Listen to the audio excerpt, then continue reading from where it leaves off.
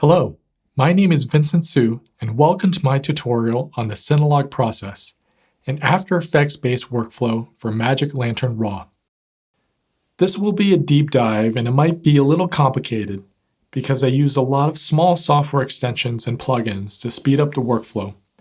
But trust me, it's worth it, and I'll try to keep this video as short as possible, but there's a lot to cover. So first, what software do I need? There are 7 things. Number 1, Adobe After Effects. Number 2, Cinelog DCP. Number 3, MOVFS. Number 4, Focus Pixel Maps. Number 5, Smart Import 2. 6, Film Convert Nitrate. And 7, Render Garden. So this is a list of the software I use for the Cinelog process. It looks like a lot, I know, but I'll walk through each one of them step by step. And really, all these just require installing and setting up once, and then it's pretty easy and straightforward to use after that.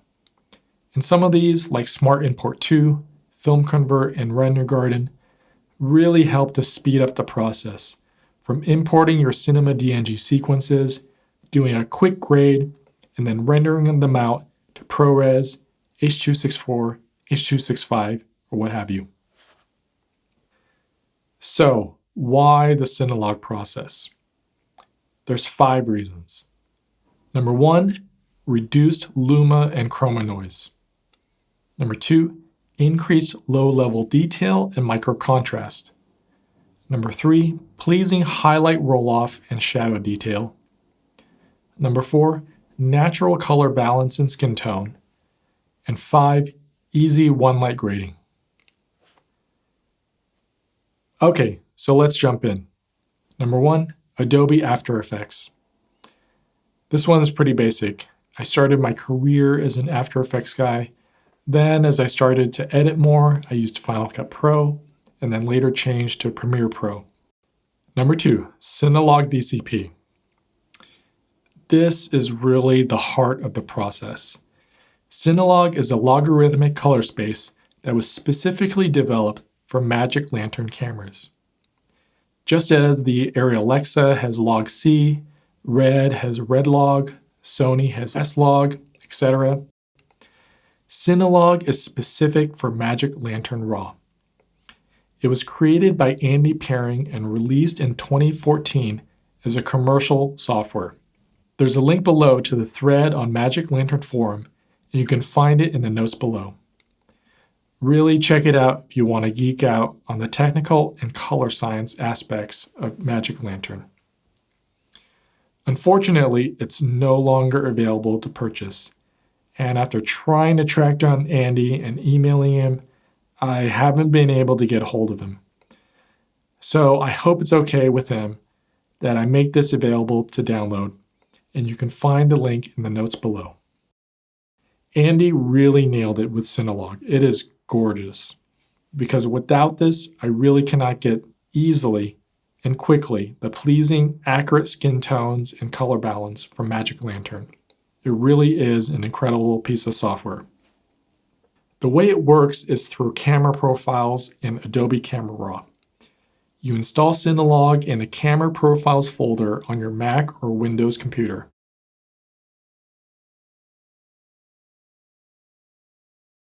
Number 3, MOVFS. MOVFS stands for Magic Lantern Video File System. It was created by David Milligan in 2014, and there's an excellent thread on Magic Lantern Forum started by him that explains the software. I've included the link in the notes below.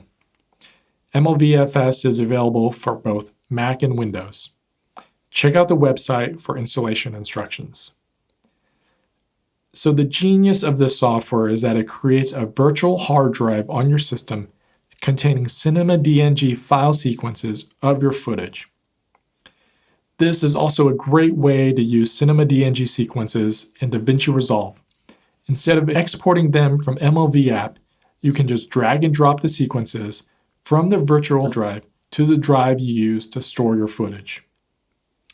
Later, I'll explain how to import Cinema DNG sequences quickly into Adobe After Effects. Number 4, focus pixel maps. If you use MLV app to process your footage, pixel maps are automatically downloaded and installed. But for the Cinelog process, you have to install them manually. Click on a link in the notes below to download. This is the repository for Bilal Fakhouri's now infamous CropMove builds. Find the one for focus pixel maps and download it. On the Mac, you'll want to copy these to the contents of the MLVFS file. Find MLVFS on your system, right-click it, and select Show Package Contents. Copy the focus pixel maps to the Contents folder.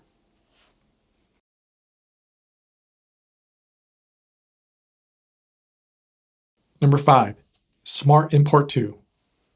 Smart Import To is a script for After Effects, and unfortunately, it's a really generic name for something that does a very specific task, which is batch importing image sequences into After Effects. It was released for free by Stefan Hahn back in 2014, and because of its generic name, if you Google it, you'll never find it. And even if by some miracle you do, the download links probably no longer work. So I've included a download link in the notes below. You install it in the scripts folder in the Adobe After Effects application folder.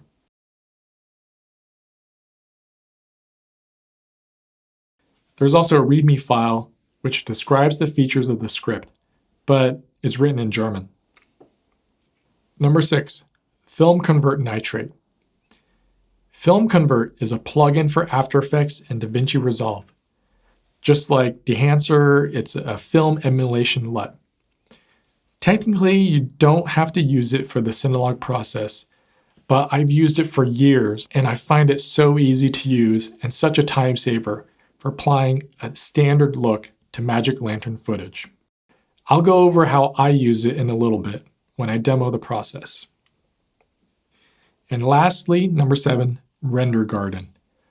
Render Garden is another piece of software that's not totally necessary, but if you have a lot of footage to export, I highly recommend it as it dramatically speeds up the rendering time from After Effects. The genius of this software is that it launches multiple instances of After Effects on your system to maximize the use of cores on a multi-threaded system. On the Mac, it does that through Terminal. Render Garden was a paid piece of software released back in 2018 and it sold for $99 at the time, I think. But unfortunately, it's not available anymore. The company, Mikajiki, shut down in 2021, and in their final announcement, they made Render Garden available to download for free for a short period of time for both Windows and Mac. Since then, it's nowhere to be found on the internet, but a link to download it can be found in the notes below. There's a bunch of YouTube videos from the company on how to install it and how it works. Please check them out if you have any issues using the software. In the next section, I'll do a demonstration of rendering with and without Render Garden, and you'll see how well it maximizes rendering on multi-core systems. Okay, so let's put all of this together and walk through the process. Okay, so let's get started. On our desktop, we have our folder with our footage. I have several clips in here. First, we're going to right-click and select MLVFS. And then it's going to ask you to select a folder. So I create a folder called _MLVFS. Right now, I've put this on my desktop. I'm going to select it. All right, so now we have this browser pop up, and this is MLVFS. It shows all my clips. I have 5 clips here. Most of these were taken with the Canon EOS M. One of them was with the 5D Mark III. And then on a desktop, it created a virtual drive called MLVFS Mount. So if we double click that, we'll see that our footage is now image sequences for all of our clips. All right, so one important thing to enable is for the naming scheme to be DaVinci Resolve. And if we go back to our drive, we'll see that now it's named them, it's added the date, which I think is very useful in differentiating your clips, especially when you have so many of them. All right, so that's MLVFS. Now we can launch After Effects. All right, so we're in After Effects. We'll go to File, Scripts, Smart Import 2. And here, Smart Import 2, we'll browse to our MLVFS mount that we created. Our footage frame rate. Most of these looks like it's 23976, so that's what we'll enter here, 23976. We want it to generate compositions, and we want to also have it generate output modules. We have to select our settings. These are some presets that I've already created, and I'll show you later how I create them.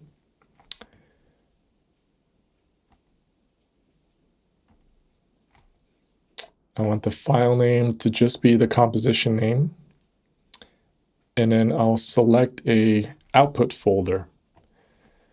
So I'll put it back on my desktop. I'll create a folder named render. Create that. And it's ready to go. So I'll hit run.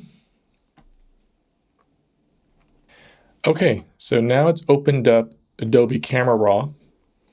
And the default setting is to apply a profile called Adobe Standard.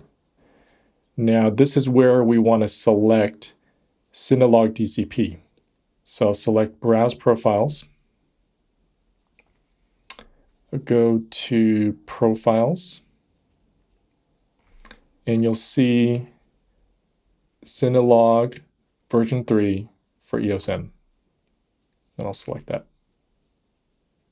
Go back. So basically now we've enabled the Cinelog profile for this clip. And we want to default to this every time we open up Magic Lantern footage. So we want to save this setting.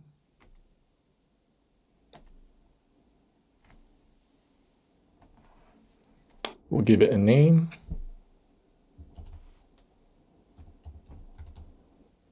And I'll save in the default folder.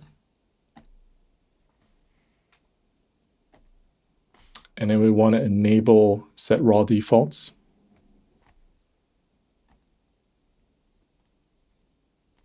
And we'll want to select the one we just created.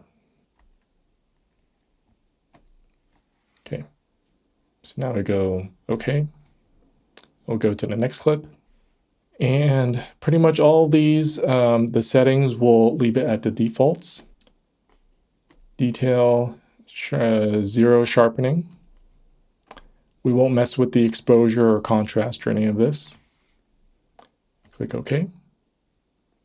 This is our next clip. Click OK.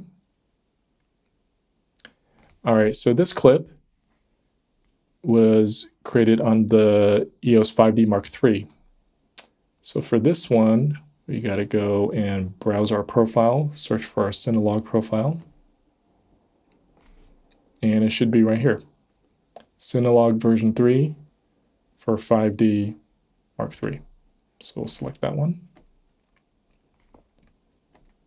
Same thing. I want to save this setting. Give it a name.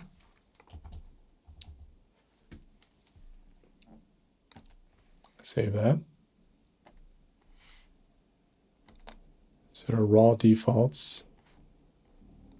5D Mark III will always presets to the one we just created. And we'll double check our settings.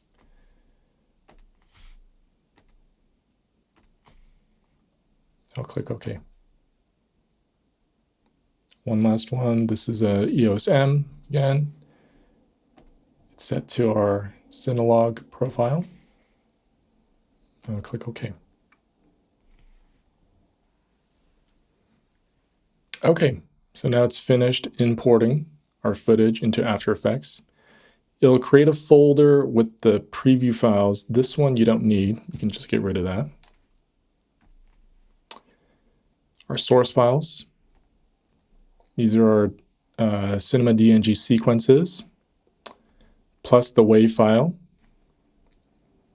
This folder has our compositions. So we can select all that and open them up. Okay. So here on our timeline, these are all our clips. So we'll just take this first one and we're going to apply our film convert LUT. We'll find that. With this layer selected, double click. So we got to first change our default settings. We have to choose our camera. We'll want to select Blackmagic Design. The first one, Cinema Camera 2.5K, and set it to film. All right, so now it's looking a lot better than before. A couple things to disable. First, we'll want to disable the grain and the halation, if you have that. And then the three settings that I normally take a look at are the Cineon to print film, film color, and saturation. First, I want to color balance it a little bit, mess with the temperature slider. So I think I want to cool it down.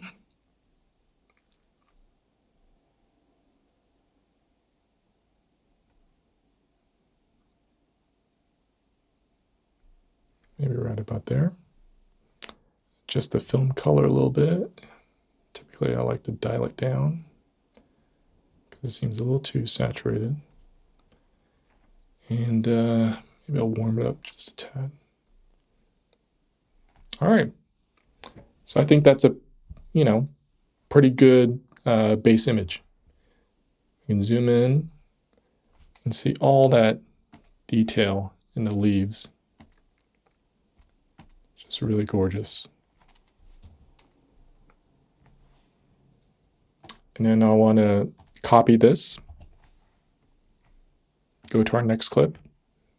Let's do this one and just paste it. All right, I'm happy with that. Go to this one, paste it again. This one, I want to maybe warm it up a little bit.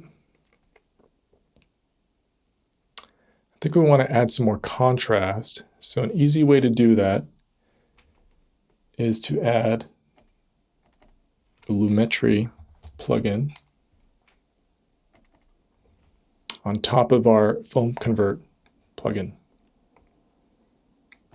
Go down to the curves. Drag this top point.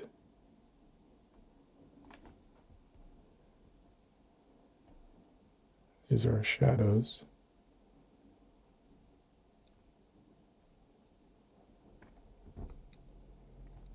So just really give it some contrast. And I'm pretty happy with that.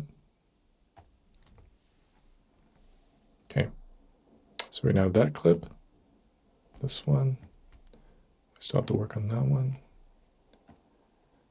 Okay, so maybe we'll take this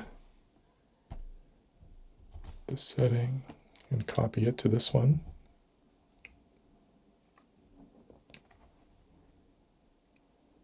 It's a tad cool to me. Just warm it up a little bit.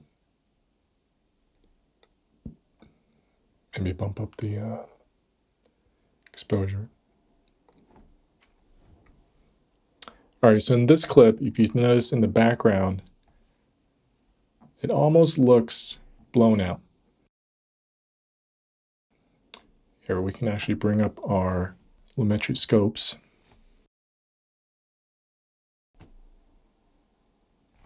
And we can see, yeah, it's not quite clipping, but it's close. But if we grab our exposure and we take it down, we can see that all of that information is still there.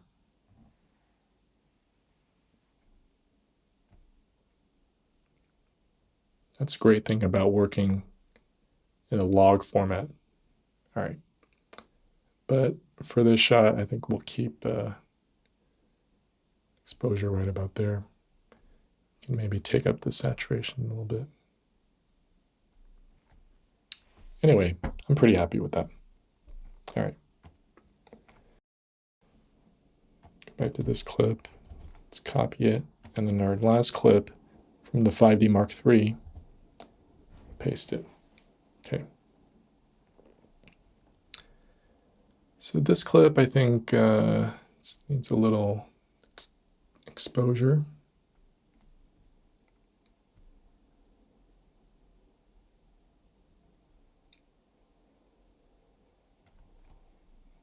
Maybe bump up the saturation a little bit. Okay, I'm pretty happy with that.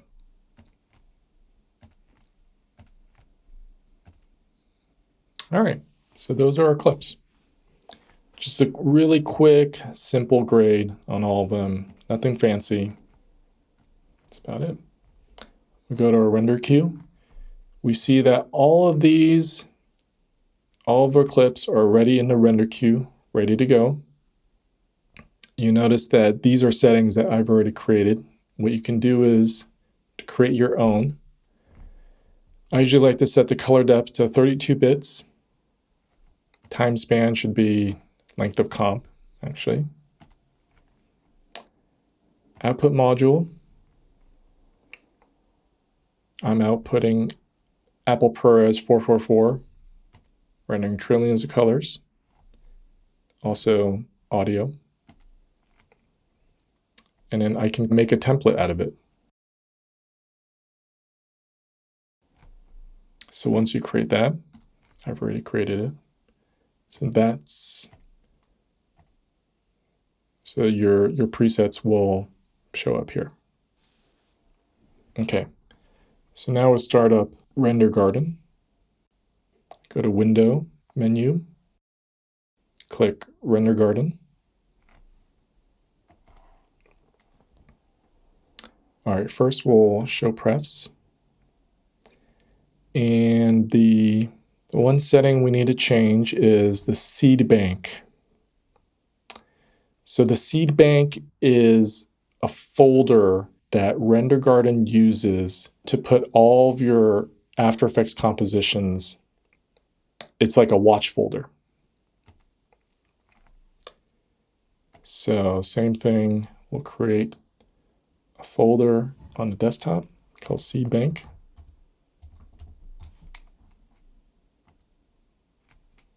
Select that. Hide this. Seeds, I usually have it set to 4. What that is for every composition, Render Garden will essentially split up your composition into 4 pieces and will render them concurrently.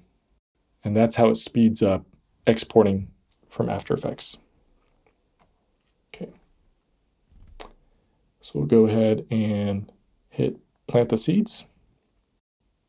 Oh, first we have to save the project.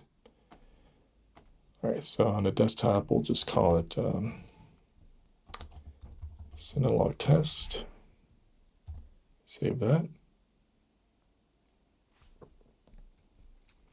So on my system, I usually set up 4 rendering processes. And then we'll hit OK. So now you see it's launched terminal.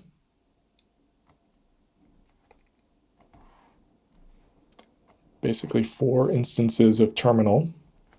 And it's going to go through and render using each one of them.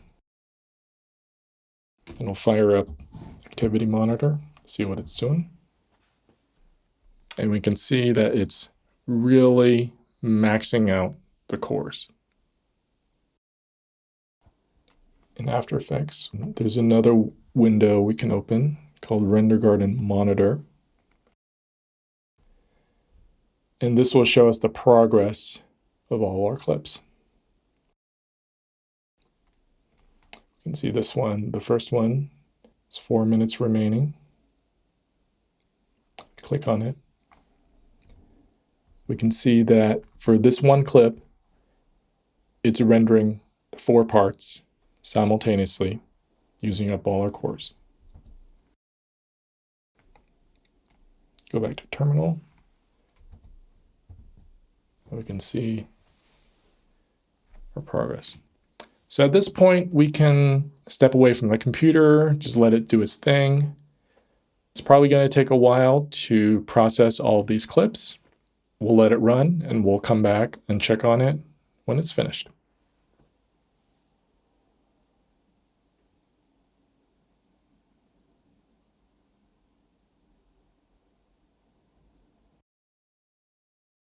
Okay, so Render Garden has completed rendering all the clips.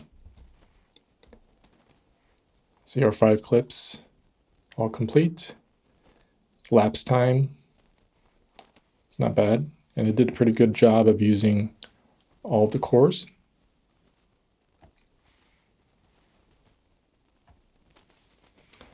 If we go into our render folder, you'll see all 5 clips.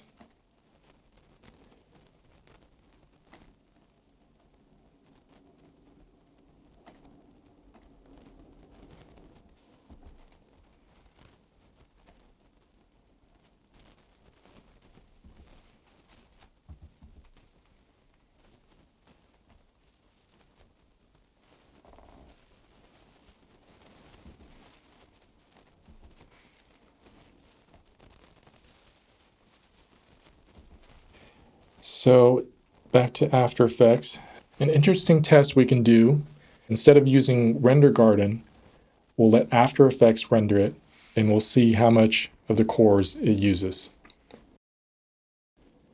So we'll just pick, let's see, yeah, this one. Make sure it's checked. And then we'll just call it something different. Put it into our same render folder. Okay, and then we'll just let this go. All right, so now you see After Effects is rendering it, and it's not maximizing nearly as much of the cores as Render Garden. So without Render Garden, it's going to take a lot longer. I would say like 4 times faster. Since we were splitting up each of the clips into 4 sections and then rendering it simultaneously, that really maximized the cores. Here, it's barely using a quarter of the cores. So we can stop this. So that is the Synalog process. I hope you enjoyed the tutorial. If you have any questions, please ask them below in the comments. I'll try to answer as many as I can. I know this was a lot, but I hope you learned something. And I can't wait to see all the footage that you guys shoot with this process. All right, thanks.